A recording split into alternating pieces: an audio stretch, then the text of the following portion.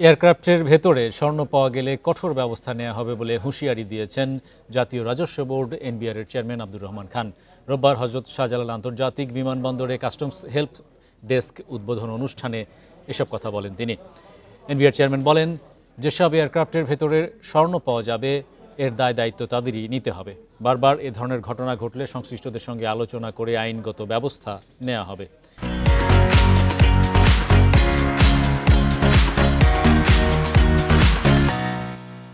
NBR chairman বলেন, baggage রুলসের সুবিধা নিয়ে একই যাত্রীর বারবার স্বর্ণ আনার ঘটনা ঘটছে। এসব যাত্রীর বিরুদ্ধে ব্যবস্থা নেবে এনবিআর। তিনি বলেন, কাস্টমস হেল্প ডেস্কের মাধ্যমে সহজেই প্রয়োজনীয় সেবা পাবেন যাত্রীরা। পাশাপাশি করদাতাদের উৎসাহ দিতে আগামী বছর থেকে এই রিটার্ন দাখিলের জন্য মোবাইল অ্যাপ চালু করা হবে। চোরাচালানের ক্ষেত্রে আমরা দেখি যে আমাদের এয়ারক্রাফটগুলো ব্যবহার করা হয়।